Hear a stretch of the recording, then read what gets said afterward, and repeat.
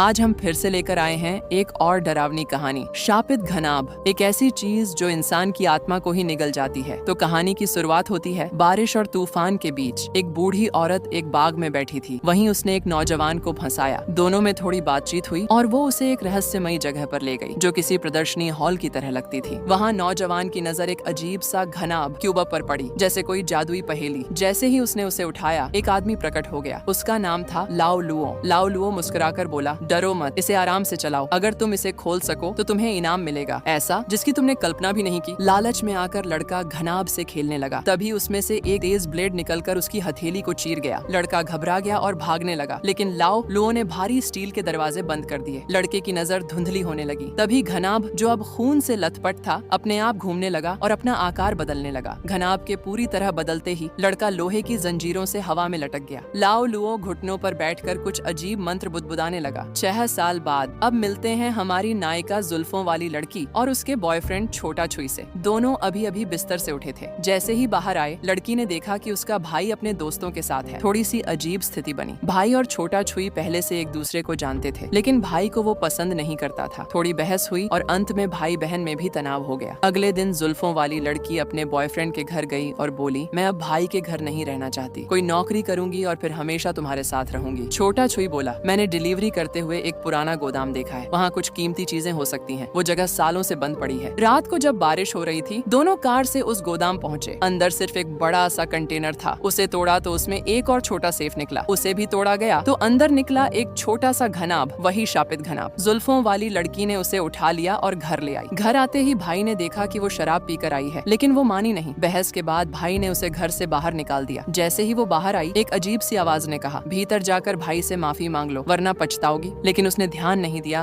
और पार्क में जाकर घनाभ से खेलने लगी। उसमें एक छेद देखकर उसने उंगली डाल दी। अचानक घनाभ खुल गया और उसमें से एक ब्लेड निकला, लेकिन वो बच गई। तभी ठंडी हवा चलने लगी और उसे चक्कर सा आने लगा। उसकी आंखों के सामने एक परछाई आई, फिर गायब हो गई। जब वो पलटी तो एक बच्चा सा भूत पीछे खड़ा था। बोला, चलो मेरे साथ मेरी गुड़िया। एक और भूत घनाभ को घुमाता हुआ बोला, अगर तुम नहीं चली तो किसी और को लेकर आओ। अगले ही पल घनाभ से 4 लोहे की जंजीरें निकलकर उसके शरीर से लिपट गईं। भाई ने उसी समय एक डरावना सपना देखा और उठते ही बहन को खोजने निकल गया। वही सपना उसे उस पार्क तक ले गया जहाँ बहन थी। जैसे ही उसने बहन को हिलाया, उसका हाथ घनाभ की ब्लेड से कट गया। बहन को संभालकर वो वॉशरूम में गया खून को धोने, पर उस घनाभ ने उसके खून को सोख लिया और अपनी पहली रूपांतरण प्रक्रिया शुरू कर दी। उसी समय घर में एक रहस्यमयी दरवाजा खुल गया, नदी किनारे वाला दरवाजा। बहन ने भाई की चीख सुनी। जब वो बाहर आई तो भाई गायब था। शिकायत और अगला कदम पुलिस अफसर फोबले आया, पर उसे यकीन नहीं हुआ कि कोई इंसान यूं ही गायब हो सकता है। घर लौटने पर उसकी दोस्त ने ताना मारा, मैंने पहले ही कहा था, बाहर मत निकलो। अब सच्चाई जानने के लिए जुल्फों वाली लड़की फिर से छोटा छुई के पास पहुंची, लेकिन हालात ये थे कि दोनों ने फिर से संबंध बना लिए। फिर उसने घनाभ उसे दिखाया। छोटा छुई डर गया। वो जानता था कुछ तो गलत है। दोनों ने गोदाम के दस्तावेजों से उस औरत को ढूंढ निकाला, वही जिसने शुरू में लड़के को फंसाया था। वो औरत लाओलुओ की साथी थी। उसने बताया, जिसने घनाभ को खोला है वो अब इस दुनिया में नहीं होगा। लाओलुओ भी उन्हें देख चुका था। वो उन्हें फरिश्ता कहता था। वो घनाभ को ले जाने लगी, लेकिन जैसे ही उसने उसे छुआ, एक ब्लेड निकली और उसके हाथ में घुस गई। अब वो औरत जान चुकी थी उसका अंत निकट है। कार में बैठे ही घनाभ ने दूसरा रूप ले लिया। वो औरत अस्पताल पहुंच गई। जैसे ही बिजली चमकी, रहस्यमयी दरवाजा खुल गया। भूतों ने उसे पकड़ लिया और एक कील उसकी आंख में डाल दी। अब वो भी शापित घनाभ का शिकार बन चुकी थी। जुल्फों वाली लड़की ने अब लाओ लुओ के घर का पता ढूंढ निकाला। जैसे ही पहुंची, उसने देखा कि घर के चारों ओर स्टील के जाल हैं। वो एक खिड़की से अंदर घुसी। वही पुराना प्रदर्शनी हॉल। वहाँ उसे कई पेंटिंग्स मिली, उन्हीं भूतों की जो उसे दिखे थे। एक किताब भी मिली जिसमें लिखा था, जब घनाभ 5 बार रूप बदलेगा और 5 बलियां लेलेगा, तब वो अपनी अंतिम शक्ति पर पहुंचेगा। तब तुम एक इच्छा मांग सकते हो। तभी उसे अपने भाई की आवाज सुनाई दी, बचाओ। जैसे ही वह डरावनी आवाज गूंजी, जुल्फी ने तहखाने में अपने भाई को ढूंढ निकाला। भाई को देखते ही वो दौड़कर उससे लिपट गई, लेकिन तभी भाई ने कहा, मुझे यहाँ से ले चलो। जुल्फी ने जैसे ही शीशे में देखा, उसे पता चला कि वो जिसको गले लगाए हुए थी वो उसका भाई नहीं, बल्कि खून से लथपथ एक मुर्दा था। इसी बीच छोटी छुई अपनी सहेली और ऐनक वाले के साथ वहाँ पहुँच गई। जब छोटी छुई ने लाइट जलाई, मुर्दा गायब था। ऐनक वाला जुल्फी को शांत करने की कोशिश करने लगा और फिर सुझाव दिया कि छोटी छुई और उसकी सहेली बाहर चली जाएं। उनके बाहर जाने के बाद जुल्फी ने ऐनक वाले को सारी बात बता दी, मंत्र वाले क्यूब के बारे में और उसके सपने के बारे में, अपने भाई को फिर से जिंदा करना। लेकिन ऐनक वाले को ये सब बकवास लग रहा था। वो बार बार जुल्फी से कहने लगा कि घर चलो। जब जुल्फी ने क्यूब निकाल कर दिखाना चाहा तो देखा क्यूब गायब था। उधर छोटी छुई और उसकी सहेली बाहर समय बर्बाद नहीं कर रही थी। छोटी चुई ने आधी बोतल शराब जैसी चीज, घोड़े की पेशाब, खोज निकाली और बोली, आओ पियो। सहेली ने मना किया तो छोटी चुई चुपचाप खुद पीने चली गई। जैसे ही छोटी चुई गई, उसकी सहेली ने एक गुप्त दरवाजा खोल दिया। बिना सोचे समझे वो अंदर चली गई। अंदर माहौल बेहद अजीब था। वो जैसे ही बाहर निकलने लगी, दरवाजा अपने आप बंद हो गया। तभी उसे छोटी चुई की आवाज सुनाई दी। उसने चुई को पुकारा और तभी एक भयानक साया अंधेरे से निकलकर उसके पीठ में तेज चीज घोंप देता है। शोर सुनकर जुल्फी और चश्मा वाला वहाँ पहुंचे। सहेली को देख चश्मे वाले ने उसकी पीठ से वही क्यूब निकाल लिया। जुल्फी ये देखकर सन्न रह गई कि उसकी सहेली भी क्यूब की बलि चढ़ गई और क्यूब अब एक और आत्मा निकल चुका था। तीसरा ट्रांसफॉर्मेशन शुरू हो गया। तीनों ने फौरन कार में बैठकर वहाँ से निकलने की कोशिश की, लेकिन जैसे ही कार आगे बढ़ी, भोजन द्वार फिर से सड़क पर प्रकट हो गया। मतलब था अब सहेली की आत्मा भी खाना बनने जा रही थी। जुल्फी ने देखा कि उसकी सहेली पीछे रह गई और देखते ही देखते वो आंखों से ओझल हो गई। इसी घबराहट में कार एक पेड़ से टकरा गई। पीछे ट्रंक खोला तो देखा सहेली वहाँ से गायब थी। छोटी चुई बोली, हमें फिर से उस घर में लौटना चाहिए, लेकिन ऐनक वाला इसके खिलाफ था। दोनों में बहस होने लगी। उधर जुल्फी क्यूब लेकर एक पुल पर पहुंच गई। उसे फेंकने ही वाली थी कि तभी उसे वही भूतियां आवाज सुनाई दी। अभी नहीं, जब क्यूब 2 और आत्माएं निगल लेगा तभी घर जा पाओगी। लेकिन जुल्फी अब मासूम लोगों की बलि नहीं देना चाहती थी। उसने तय किया अपने आप को क्यूब को समर्पित कर देगी। लेकिन इस बार भी भूत उसे नहीं ले गया। उसने कहा, या तो किसी और को दो या अगली बार मैं खुद आ जाऊंगा। इतना कहकर वो गायब हो गया। छोटी चुई और ऐनक वाला फिर से वहाँ आ गए। जुल्फी घायल थी और दोनों उसे उठाकर ले जाना चाहते थे, लेकिन जुल्फी ने कहा, मैं तुम्हें कुर्बान नहीं करूंगी। तभी फिर से भोजन द्वार प्रकट हुआ। तीनों उलटे पांव भागे। चश्मा वाले और छोटी चुई तो दरवाजे के अंदर चले गए, लेकिन जुल्फी डर के मारे गिर पड़ी। भूत उसकी ओर बढ़ता गया। चश्मा वाले ने आंखें बंद कर लीं, लेकिन भूत उसे नहीं छूता, सीधा जुल्फी की ओर बढ़ता है। फिर अचानक वो छोटी चुई पर झपटता है और उसे काट लेता है। जुल्फी को एक उपाय याद आता है। क्यूब उठाकर सीधे भूत के शरीर में घोंप देती है। भूत जोर से चिल्लाता है, पीछे हटता है और फिर फट जाता है। क्यूब अब अंतिम चरण में पहुंच चुका है। बस एक और बलि और भाई की आत्मा लौट आएगी। तीनों फिर घर लौटते हैं। घर पहुंचते ही जुल्फी ने बाहर की लोहे की ग्रिल को बंद कर दिया। भूत दरवाजे के बाहर फंस गया। छोटी चुई अब बेहोश हो गई थी। जुल्फी और ऐनक वाले को दिखता है बाहर कई और छोटे भूत जमा हो रहे हैं। अब कुछ करना ही होगा। जुल्फी ने क्यूब से ब्लेड निकाला और प्लान बनाया, एक भूत को अंदर आने दो और क्यूब से उसकी बलि दे दो। इसी बीच प्लॉट में ट्विस्ट आया। छोटी चुई की नींद खुलती है। किसी ने उसका मुंह दबा दिया। वो कोई और नहीं, पुराना दुश्मन लाओ लॉस था। असल में छोटी चुई लाओ लॉ की एजेंट थी। उसका असली मकसद था क्यूब को खुराक देना, ताकि उसका ट्रांसफॉर्मेशन पूरा हो और लाओ लॉ अपने शरीर की मशीनें हटाकर अमर हो सके। लेकिन जुल्फी ने उसका प्लान बिगाड़ दिया। अब जुल्फी आई। उसने छोटी चुई को प्लान समझाया और उसे स्विच के पास खड़ा कर दिया। जैसे ही मौका मिले दरवाजा बंद कर देना। जुल्फी बाहर आई, एक भूत को उकसाया। वो दौड़ा और जैसे ही जुल्फी भागी, गलती से क्यूब हाथ से गिर गया। भूत दरवाजे में फंस गया। ऐनक वाला क्यूब उठाने गया, लेकिन क्यूब गायब था। छोटी चुई ने देखा बगल वाला दरवाजा खुला है। क्यूब लाओ लॉ ने चुरा लिया, लेकिन उसने ये बात किसी से नहीं कही। अगले ही पल लाओ लॉ ने ऐनक वाले को छुरा मार दिया। फिर उसने छोटी चुई की असली पहचान सबके सामने उजागर कर दी। जुल्फी टूट चुकी थी। अब क्यूब ने अपनी अंतिम रूपांतरण ले लिया। लाओ लॉ ने छोटी चुई को बोला, लोहे का दरवाजा खोल दो। जैसे ही वो खुला, क्यूब से खींचे गए आत्मा तत्व वापस बहने लगे। लेकिन तभी जुल्फी ने ध्यान भटकाकर क्यूब झपट लिया। लाओ लॉ के शरीर की मशीनें घूमने लगीं और वो जमीन पर गिर पड़ा। मुझे आजाद करो, चिल्लाया। उसके अंग प्रत्यंग गिरने लगे, जख्म भरने लगे। वो सोच ही रहा था कि अब अमर हो जाऊंगा। तभी ऊपर से एक भारी लोहे की जंजीर गिरती है और लाओ लॉ को खींचकर भोजन द्वार में ले जाती है। उधर चश्मा वाले पर भी हमला होने वाला था, लेकिन जुल्फी आ गई। मैंने इसे नहीं चुना, तुम इसे नहीं ले जा सकते। और फिर क्यूब सीधा छोटी चुई के शरीर में घोंप देती है। चश्मा वाले बच गया और छोटी चुई मारी गई। क्यूब अब पूरी तरह सक्रिय था। भूत ने जुल्फी से कहा, अब इच्छा मांगो। तभी भाई की आत्मा फिर सामने आई, जल्दी मुझे ले चलो। लेकिन जुल्फी अब धोखे में नहीं थी। मैं जानती हूँ भाई मर चुका है, मैं तुमसे कुछ नहीं चाहती। वो क्यूब जमीन पर रख देती है। भूत गायब हो जाता है और अंत में जुल्फी और चश्मा वाला उस डरावनी जगह से निकल जाते हैं। फिल्म खत्म। अगर कहानी पसंद आई हो तो लाइक, शेयर और सब्सक्राइब जरूर करना। अगली बार फिर मिलते हैं।